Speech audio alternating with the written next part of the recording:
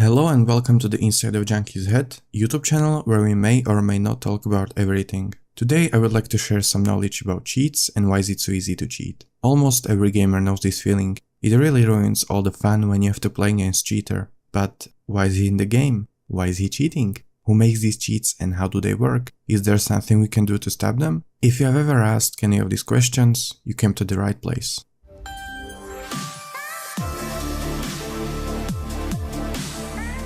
Game developers should always do everything they can to find and get rid of exploitable bugs, glitches and holes in the code.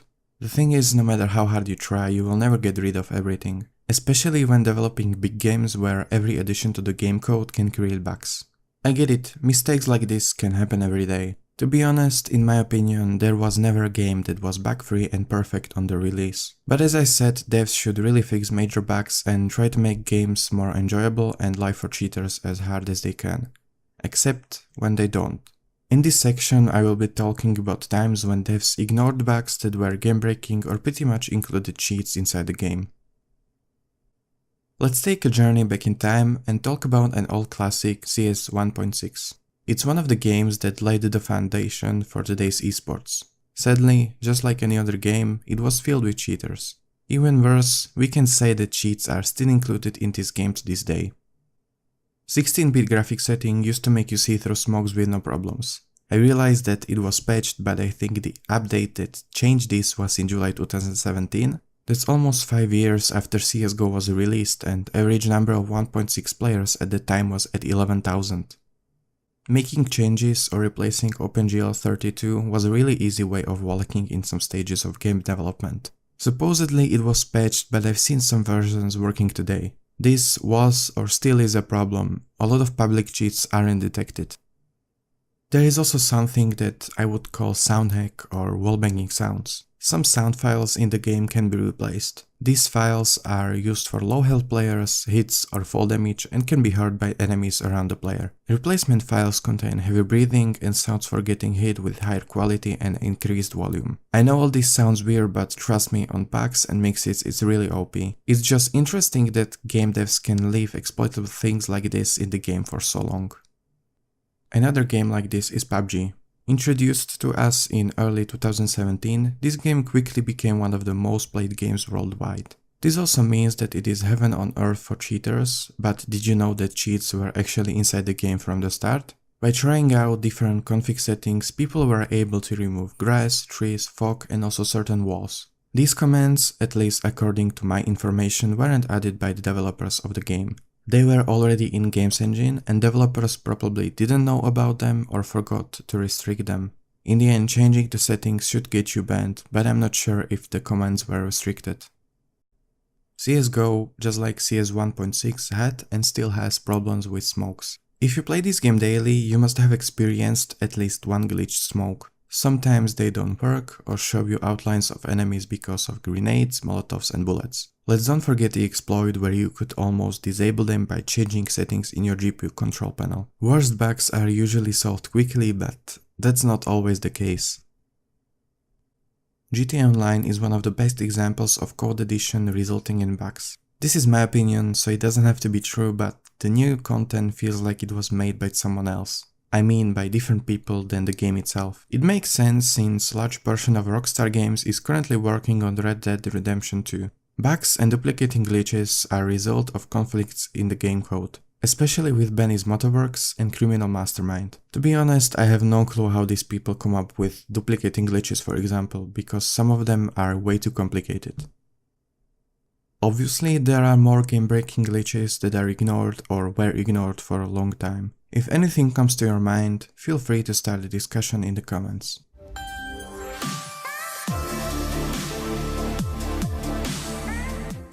VAC. VAC started as a long-term solution for detecting cheats in Counter-Strike after Even Balance Inc., the developers of Punkbuster, stopped supporting this game and other Half-Life mods. It was released with standalone Counter-Strike game in 2002 and at this point it only banned for 24 hours. This duration was increased over time to 1 and then 5 years. In 2005, VAC 2 was released and every ban from this point on was permanent. By July 2014, over 2 million Steam accounts have been banned by this system. Currently this number is slightly under 7 million. VAC primarily uses signature scans when scanning memory and processes for cheats. When something weird is detected, it is compared to already existing database of banned applications, and after that these samples are analyzed by the VAC team. When someone is tagged as a cheater by the system, he is not banned instantly, but after random time from interval between couple of hours to couple of weeks.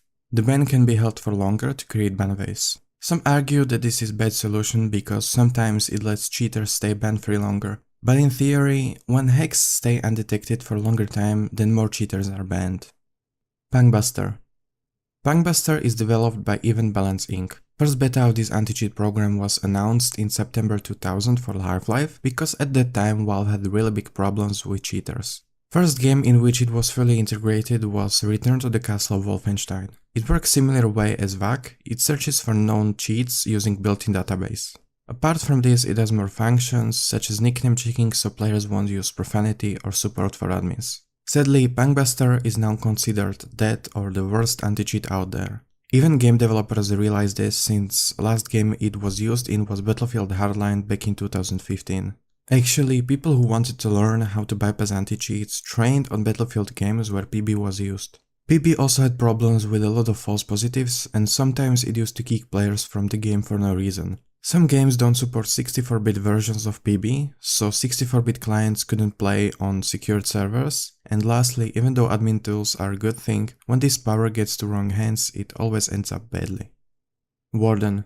Warden or Warden Client is a client and server-side anti-cheat made by Blizzard for games like Diablo 2, StarCraft, Warcraft 3, and World of Warcraft. Later down the line, after the release of Battle.net Client, it became a part of it. Client side is there to collect information by scanning running processes and memory. This data is then sent to server side where it's scanned for anomalies, and if something like that is found, account is marked as violating the rules. Blizzard also uses the delayed bans policy I mentioned while talking about VAC, but getting banned in one game won't affect the others in Battle.net Client. Blizzard also came with the good idea to suspend cheaters rather than giving them permanent bans, which is actually better for games like World of Warcraft. Fairfight. Fairfight is developed by GameBlocks LLC. This company specializes on tracking in-game statistics and this is also how their anti-cheat works. By tracking and analyzing in-game statistics, gameplay, and sometimes by taking screenshots, it detects anomalies in gameplay. It is used for example in Battlefield 1 and Rainbow Six Siege. Demacia. Demacia is anti-cheat used by Riot Games in League of Legends. League isn't really a game that needs an anti-cheat because most of information is on servers and not available to public. It started on Korean server because the number of players who used scripts was getting out of Riot's hands. Since Riot is very secretive, I couldn't find more information about how it works. BattleEye. BattleEye is a very popular anti-cheat and is used in a variety of new games since developers work with companies like Ubisoft, Bluehole, Daybreak, Bohemia Interactive and Epic Games. This means that games like PUBG, Fortnite, H1Z1, Arma 3, Rainbow Six Siege, DayZ, and so on are all under the roof of BattleEye. I don't want to seem like I'm praising this particular anti-cheat, I'm just saying that it gets a lot of practice. BattleEye was founded in October 2004 and started out as an external third-party anti-cheat for Battlefield Vietnam and became popular very quickly. Soon League started using it on top of Punkbuster not only in Battlefield Vietnam but also in Battlefield 1942.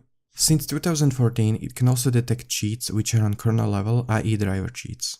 BattleEye innovations say it's really easy to integrate into new games and offers custom solutions for them. One more thing that should be mentioned is that they have global ban policy. This means that if you get banned in one game which uses BattleEye, your account, like Steam for example, will be banned in every game where BattleEye is used.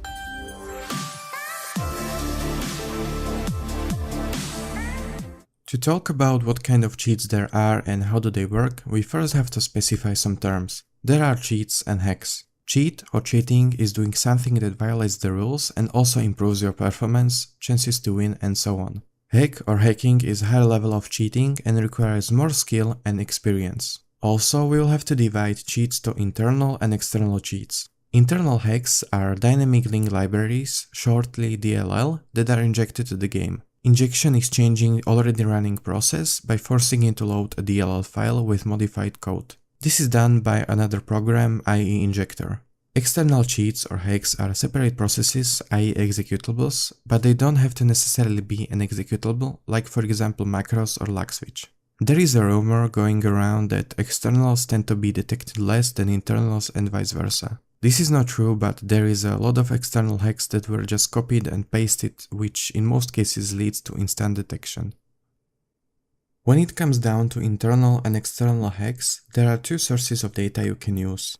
RAM, where all the information is stored, or network traffic, where the communication between your client and server takes place, although modern games are made to prevent network or packet modification, so it's not as common. A good example is information about positions of enemy players. Where exactly this information is stored, and if your game client even has this information, depends on the type of game you're playing, and then it also differs from game to game. For example, in FPS, open world and battle royale games, servers send this information to everyone and rely on the client not to give you info you shouldn't have. MOBAs are specifically made not to send you positions of enemies after they get away from your vision. Very simple example of looking for exploitable things is Mario. You take a snapshot of the game memory every time you die. Then, you compare these snapshots and look for values that change from one snapshot to next, either increasing or decreasing by exactly 1. Once you find the address that holds the value of how many lives you have, you can write a simple program which will look for this address and force it to stay the same. Of course, looking for different data can be harder, especially when game developers know about this and they try to hide as much information as they can. They can make the value changes less obvious or seem random, create dummy variables that look like they can be useful, or compare the variables with server ones. Anyway, after you find the addresses with, for example, X, Y, and Z location of player, there are more things you can do. First thing that comes to mind is wallhack. And yes, by visualizing this information on player screen, for starters you can make it a single point, you can create a really simple wallhack. Wallhacks can of course get a lot more sophisticated and can show a lot more information. Not that many people know that aimbots are made with almost the same information, but for aimbot you need two more things. Your own position in coordinates and position of your crosshair. Aimbots are programmed to scan already known memory addresses and then to subtract your and enemy positions as vectors, which gives another vector between these two positions. Then it's simple to calculate the angle in which player's current look vector has to change to aim at the enemy. Same way you can create trigger bot. If your current look vector matches with the angle in which you aim at the enemy, the program shoots for you. Another source of information for hackers is what game already shows you on the screen. In some games you have really limited access to game memory, and even then it's hard to find certain addresses, so this is a good alternative. Red outlines, enemy names in red font, or certain shades of colors are commonly used in pixel hacks. Good example of a hack like this is Pixel Aimbot. It searches for a certain color on your screen, and if it finds this color, it locks your crosshair on it. Another way of utilizing this on-screen information is creating a trigger bot which shoots when certain color appears. Like in CS, when you hover over enemy, their name in red font appears. External cheats can be really creative and you can benefit from anything outside of the game process. I'm saying cheats, not hacks, because most of these don't really need as much experience. There is one exception, and it is software-based lock switch. Well, if you really want to code one, but that wouldn't make much sense since there is a ton of them online. How does a simple lock switch work? It basically shuts off network traffic between client and server. The game then assumes the connection will resume and it won't kick the user and he can still play locally. When the connection resumes, client and server will resynchronize. I realized that this might have been too much information to swallow in one bite and that sometimes I might be over-explaining, but I feel like this is the right way to do this.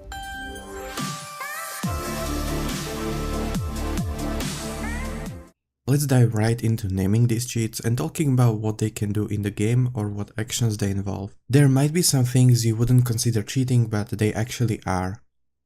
Aimbot. Aimbot is obviously the most used one in many games, since it takes care of really skill-based activity, aiming. There are more versions of aimbot, mostly due to constant need to be less obvious, because nowadays games have cheat hunting sessions, kill cameras, demos, and so on. Aimbot itself can have a lot of settings, but what most people don't realize is that it doesn't necessarily have to be headshot only cheat. In most of modern aimbots, you can choose at what part or bone of the body will it aim and also how it will behave. Silent aimbot does essentially the same as any default aimbot, except it doesn't snap to enemies. On your screen you can just shoot anywhere and get kills, much like with Linux, which is not and never was a cheat, it's a joke about Navi players from 1.6. Spectator might see snapping to enemies like with normal aimbot, but he also doesn't have to. There are really more ways this aimbot behaves, but the most used one is that you can aim anywhere and get kills. Spectator sees the same thing, which is common for modern aimbots in CSGO. Smooth aimbot makes the transition of crosshair smoother, so it appears more natural. FOV aimbot works only in certain field of view where your crosshair is the axis of the angle. You can of course combine these ones to make silent FOV aimbot or smooth FOV aimbot, which will occur even more legit. This is mainly done because of the spectators and demos I mentioned before. Pixel aimbot is kind of ancient because of the way it works. It's really unreliable because it can lock onto anything with set color, not only enemy players. Holding the aim key can result in really shaky crosshair, which also gives you away. There are still some games in which hackers are forced to use it by game devs policies and anti-cheats, like for example Overwatch.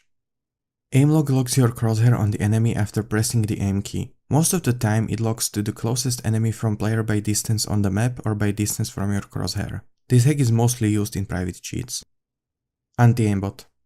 Anti-aim was created for hacker versus hacker situations. It alters your hitbox by changing its position. On your screen, just like with silent aimbot, everything looks normal, but as spectator you can usually see this changed view. It was adopted by hackers in more games such as Call of Duty, where it just randomizes your hitbox, so if you are not rayjacking, it's still nearly impossible to hit you. Spinbot is commonly used by idiots who have no idea how their cheats work in CSGO matchmaking. It was also created with the same intent as anti-aim and is actually better. In CSGO it uses bad game mechanics to achieve near invincibility. While looking at the ground and spinning around your hitbox, especially your head, is constantly changing its position and it's hard for server, players and other hacks to keep up with these changes. Same thing applies as to anti-aim and smooth aimbot. Hacker's screen can be completely normal except for occasional snapping of the aimbot. Wallhack, aka seeing enemies when you shouldn't. Everybody knows what wallhack does, and we also made clear how it works. You know, I never understood people who use aggressive aimbots or even rayjacks. Wallhack is really the go-to cheat when it comes to winning and still staying somewhat legit. It gives you all the information you need to win. Of course you will lose from time to time while trying not to be as obvious, but that's the point, you can lose and that looks more legit. Before you start writing that hateful comment about how I encourage people to cheat or give them advices on how to cheat, I will make it very clear that I'm against cheating in general. You know, I don't even see the point of cheating in public lobbies or matchmaking. Really, you are getting nothing from it, and if your rank is so precious for you, you should really rethink your priorities. Anyway, champs. What is champs? I came across this hack while looking for some interesting Fortnite hacks and found out that it's actually commonly used type of wallhack in many games. It covers enemies with certain color, mostly red, green, blue or yellow. Then when enemy is behind some cover, i.e. wall or a box, it changes the color of body parts in cover to contrasting one, so for blue it's yellow, for red green and so on. Glow does pretty much the same as X-ray option while spectating or watching demos in CSGO. Map or radar hack can be used in games like Call of Duty, Battlefield, but also CS, and it would be extremely popular in MOBAs if it was possible. This hack shows you enemies on in-game radar or minimap, not through walls. Do you remember when I said that wallhack can show you more than just enemy positions? Say hello to ESP, which stands for extrasensory perception. It means sixth sense or second sight, and it ironically is when you think about what it does. Not only you see where the enemies are, you also know additional information such as health, ammo, distance, weapon, and sometimes even where the enemy is aiming. For some reason, many coders started calling any form of wallhack ESP, and it's really retarded that you don't even know the difference between hacks you create. Scripts. Scripts are sequences of commands triggered by one command or keystroke, but can also be automatic. They are used in pretty much any game you can think of. No recoil and no spread are really popular among FPS and BR players. No recoil controls the recoil of guns, which means you will shoot in a tight circle created by bullet spread. Getting rid of bullet spread at this point will make you shoot exactly where you aim, thus making your spray insanely accurate. Auto bunny hop and other KZ scripts are used only in CSGO to achieve speed or higher jump distance. Evade script in League of Legends makes your champion get out of the way of any skill shot or other spell. Lane phase scripts help you during lane phase in League of Legends. They can include automatic harassment, last hitting, potion or summoner and champion spells usage and so on. Combo scripts are most of the time parts of lane phase scripts. Instaload is made for BR games. For example, in PUBG you can usually only load one thing at the top of the list in the inventory, so you have to spam the action key, but it still gives you an advantage. Macros are sequences of keystrokes or mouse movements triggered by single key press. In FPS or BR games you can create macros which will control your recoil, and in CS games especially for strafing and bunny hopping. In MOBAs the main use is to cast spell combos, which require some skill, like jumping on a ward with W as Lee Sin. Other forms of hacking. Mod menus are special for GTA games, well, GTA Online in particular. These cheats are capable of almost everything from money cheats to setting people on fire or turning them into oranges. This is possible mainly because the game is peer-to-peer. When someone starts cheating as blatantly as it's possible, they are called rage hackers. This term came from the actual rage or frustration because of losing and then turning on blatant cheats. Nowadays it's a setting in multi-hacks which turns on most or all hacks at once. Skin changers are harmless programs which change your skins in games. They don't really give you any advantage, but if devs didn't ban people for it, all of us would use it. Don't get me wrong, it's not fair to get banned when you didn't cheat against other players, but banning skin changers is only logical. Map switchers are also harmless, but they can still get you banned. They are made for MOBA games to switch between maps, mostly normal and snow versions. Rank hacks or level hacks are not as harmless as you might think. In theory, yeah, you are not cheating against other players, but usually by leveling up, you get unlocked new weapons or abilities, and that's not okay. It's unfair to instantly have something that other players get only after spending some time playing the game. Hacked lobbies are or were, in my opinion, the nastiest hacks out there. From what I could find, they were only used in Call of Duty when one of the players was the host of the match. They usually came with a full package which included aimbot, wallhack and so on. Lobby looked normal, but after connecting to the match you were constantly killed by the hacker. The thing was, you couldn't disconnect. Sometimes the game even stopped responding, and the only way you could quit the game was by restarting your PC. Speed hack speeds up your movement, obviously. You can trigger the game position updates, change the address of speed in the game memory, and so on to achieve it. Unconventional forms of cheating. DDoS is distributed denial of service, in other words, sending more requests to target than his hardware or connection can handle, resulting in a temporary system collapse. You need target's IP for this, which is not that easy to get these days. It mostly happens to streamers who somehow leak their IP. In pro or semi-pro CSGO matches it used to be really frequent, especially in those ones you could bet on. League of Legends had a big problem with DDoSing. I'm not sure if there was a way to get players' IPs or someone hacked the Riot servers because the opinions vary. Let me know if you have more information about this.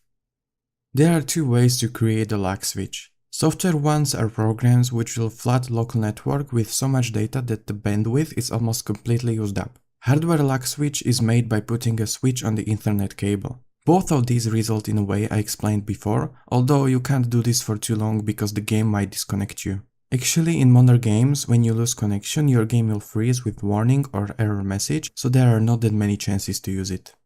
Teaming is creating alliances with enemy players, for example in Battle Royale games. This creates imbalance in the game.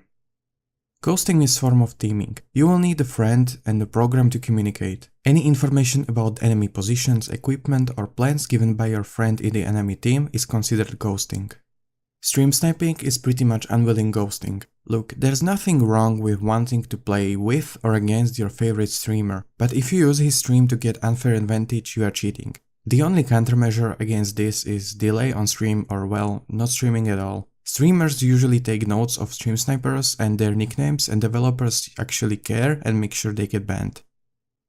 Doping is the use of performance-enhancing drugs. In case of gaming, these substances have to increase your observation skills, vigilance or ability to focus. Adderall, which is usually used to cure ADHD, is one of these drugs, and you probably heard about Adderall scandal of CSGO team Cloud9. Peeking or using crowd are techniques which can be used at stages in tournaments. We will be talking about peeking later, but I'll let Shroud explain how pros can use crowds. There's always some form of cheating going on in CS, you know? It's not just people actually using like cheats. Literally any form of cheating. Crowd cheating, you know, you're listening to the crowd. Having somebody in the crowd and they could do stuff for you, motions, whatever, that shit will happen. But the whole crowd thing is definitely a huge... That happens all the time. That's just part of CS now. Just cheating by hearing the crowd. You know, if you're in a clutch situation, you can just purposely do stuff to make the crowd cheer, or like kind of be loud, and you'll hear it, and then you'll kind of figure out what to do after that. So many players use the crowd to their advantage.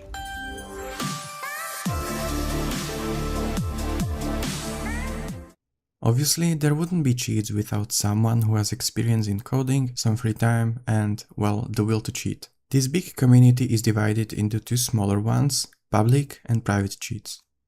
The biggest sources of cheats are forums and subreddits dedicated to this topic. This is also really high on the list of reasons why it is so easy to cheat in games. It's easy even for kids to get their hands on low or mid-quality cheats these days. Pretty much anything cheat-related is shared on these forums or subreddits, from macros to more complicated multi-hacks or guides how to bypass anti-cheats. The thing is, not everyone who releases cheats can code on at least average level. A large portion of these guys are just copying the same hack with only slight changes, or sometimes even without them. Of course, anti-cheat developers know about this, and majority of these cheats is detected in a couple of days. Cheating services are somewhat private since the code isn't shared that much, but because of the number of people that have access to them and the sheer number of these cheating services, it's really hard to say that they are truly private. Creating a service like this is a business decision. These people have more knowledge, experience, and also more time since cheats like this are updated daily and mostly kernel based. Kernel or driver cheats boot your system just like drivers. This makes it harder for anti-cheats to detect them because cheat is already injected in the system from the start. But don't worry, this is not the holy grail of anti-cheat bypassing, and these cheats can also be detected.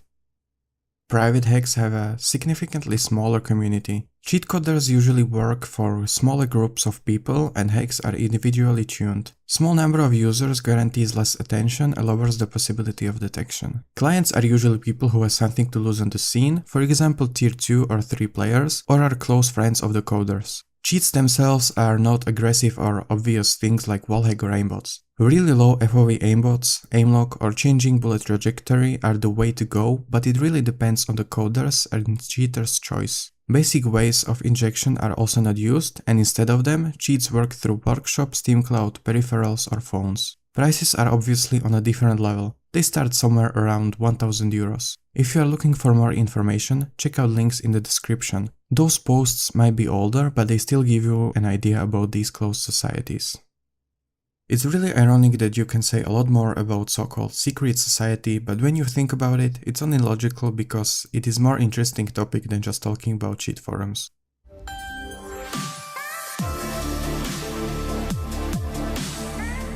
People have different reasons to start cheating. Casual players cheat for fun, to reach higher rank or level. A lot of times cheaters use other cheaters as an excuse, and well, some people just want to see the world burn. Ex-cheaters usually say that cheating is not worth the benchmark it leaves behind, and that it becomes boring, which is true because it takes away all the fun and challenge from the game. I guess people just can't learn from the mistakes of others and have to try it for themselves. There's no doubt that cheaters are scum of gaming community, and even worse, some think really highly of themselves just because they can download and use cheats made by someone else.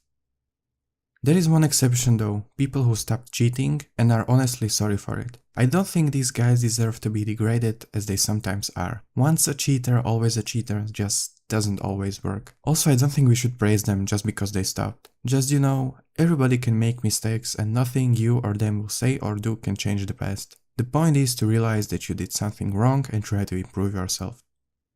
Cheating is present on all levels of not only gaming, but sports in general. Since I'm not one of those CSGO experts which like to witch hunt with clips from streams and low-tech demos as evidence, I'll just stick to stories of pros or famous people who were either legitimately caught cheating or admitted to cheating in the past. Azubufrost peaking at Season 2 World Championship.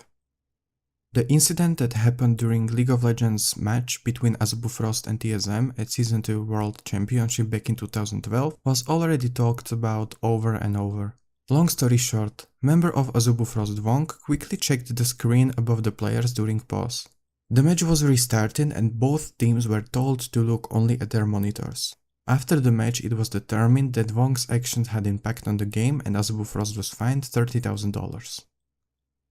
Darkside in Guild Wars 2. If you have ever seen any of those top 10 vids about cheats or cheaters, name Darkseid in combination with Guild Wars 2 should ring a bell. If not, well, you are in for a treat. Darkseid was caught and recorded cheating by other players. Security team leader took control of Darkseid's character, took all of his items away, waved at other players, and jumped into his death. After this public execution, Darkseid was of course permanently banned. Matchfixing in CSGO, League of Legends and other games. Matchfixing happens more than you might think. Not only CSGO players know about iBuyPower scandal, it's fairly complicated, so I'll spare you the details. Dazed, in-game leader of iBuyPower and co-owner of netcodeguides.com, and Casey Foster, also co-owner of netcodeguides.com, came up with an idea to throw upcoming match between iBuyPower and Netcode and profit by betting against iBuyPower. After enough evidence was revealed, Kat, Deborn, Casey Foster, Dazed, Swag, AZK and Steel were all banned from participating in any form in Valve-sponsored events. Different famous instances of matchfixing happened during MLG 2012 Summer Championship Finals in League of Legends between Team Dignitas and Curse. Both teams agreed to play the first match of finals in all random, all mid style, and after the finals, split the prize money regardless of who will actually win. Needless to say, both teams were disqualified and no prize or placement money was given to them. Apart from this, matchfixing appeared in Dota 2, StarCraft and StarCraft 2, Overwatch and so on. Kirex in Overwatch. In 2016, a top 200 Korean Overwatch player and streamer was stupid enough to use aimbot while streaming. Of course, it didn't take long and he was permanently banned from the game. But maybe it was all Clara's fault. We may never know. CS pros cheating. We finally reached my beloved CS. I chose the stories of Emilia, SF, Kelly, SMN, Nothing and SPX. First on the list is someone I admire, and that's American pro player in both 1.6 and Global Offensive, Nothing. He admitted to cheating when he was 13 or 14 with friends who did too. He stated that he never cheated in team play after that, meaning his time in and before Evil Geniuses and Cloud9. AspX, a Brazilian player from team Ico Cobra, was banned for 6 years in 2009 after he cheated during VCG Brazil qualifier. Why is this interesting? It is one of the few instances from that time when someone had the balls to cheat on LAN. Moving on to more recent history, we'll start with Amelia, who was banned on October 9th of 2014. Former player of Team Property received VAC ban during Fragmite Masters 3 in game against Hellraisers. Property was disqualified and Amelia left this team. In his official responses, he once said that he was cheating in matchmaking with friends, and another time that he lent his account to a friend. At least that was in Team Property's statement. You can decide for yourself, but it's really stupid to say this as an explanation or excuse, because why would you? Why would a semi-pro or tier 3 pro player cheat in matchmaking? Bitch please. SF was banned on November 20th of 2014. Following this, his team Epsilon was disqualified from DreamHack Winter 2014, and day after SF was kicked from this team. On the same day, both Kelly, French player from Team Titan, and SMN, German player from Alternate, were VAC banned. Kelly's ban meant that he was kicked from Titan, and because of this, Titan couldn't attend upcoming DreamHack Winter 2014. He also quickly became a nice meme. In his statement, he said that he is sorry to all his fans, team and other pros. Kelly said that he tried cheating program after being convinced by the developer that a lot of pros use it. I think his response was honest and sincere, but the same thing applies here to Amelia. Why would you? After 2 years he was unbanned by ESL. I'm guessing it was because of their rehab program. The interesting thing about SMN was his response. He came down swinging, as you would say, or at least he tried to. He said that there is a lot of cheaters in pro scene and that there is no problem to cheat on LAN. Imagine saying to your wife that you cheated on her because others cheat too. Still, respect to him for bringing out this information, but if you are going to come out with something like this, don't be scared to give us names. There is more to the history of pros or semi-pros cheating in all versions of Counter-Strike. It was pretty much the same back then as it is now, only the nicknames have changed. Well, some of them. Players like Natu, Crystal, Kuben, Scream, Snacks, Delpan, JW, Simple, Area, Happy, and a lot more were called out or banned for cheating in 1.6 or Source. I mean, I don't want to start some hate hype train and I'm not accusing anyone. I'm just saying how it was and pointing out that things didn't change. Note to you guys and all the pros out there, don't cheat and you won't have to deal with bans, hate and your conscience.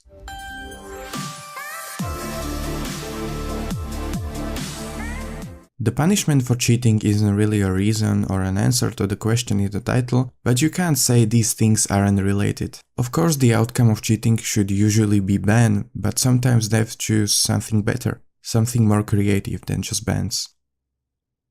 When I was talking about Warden, I said that Blizzard prefers suspension or cooldowns. Why? They did a study on World of Warcraft. Their results were that after getting banned, people just create new accounts and continue cheating. It's unclear if they cheated in those other games or if they continue cheating after cooldown. In my opinion, this works because the point is you want to get rid of cheaters in your game, and going the cooldown instead of ban way could reduce the number of cheaters.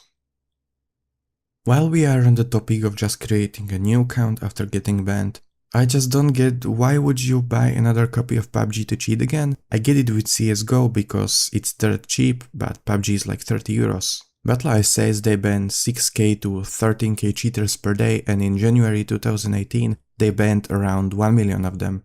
Where the hell are all these wealthy Chinese people coming from? Anyway, there's 30 million euros made on sales of PUBG. I mean, Bluehole obviously doesn't get all that money, but they are still making a ton of money on what? Stupid people who play the game for a couple of hours and then start cheating?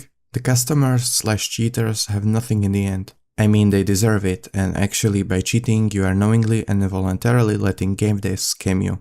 That of course doesn't apply to undetected hacks, but in this industry everyone thinks that they are untouchable and their hack is undetected. H1Z1 back in the day when it used to be popular. Sorry H1Z1 fans, but you have to admit that this game is slowly dying. So, during this time, Daybreak used to give unbans for public apologies via video. These videos didn't meet, let's say, positive responses.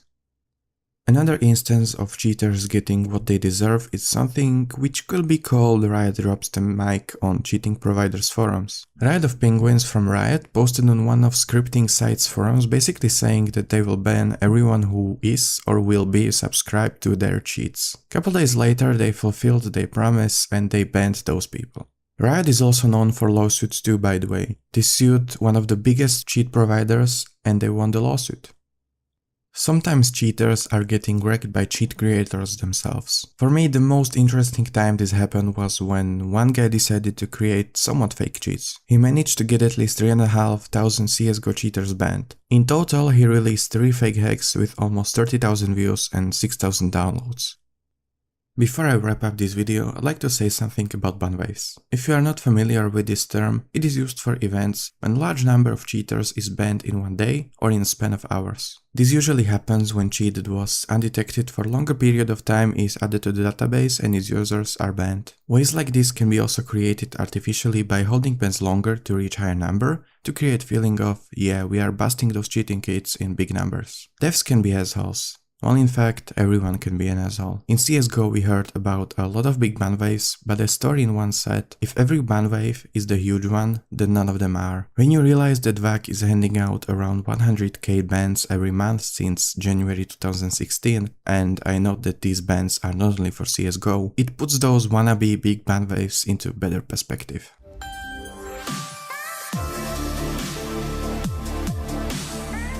Thanks for watching, guys. Don't forget to subscribe if you liked this video. I hope I gave you some new information. If you have any questions or opinions, feel free to abuse the YouTube comments. See you in the future. Junkie out.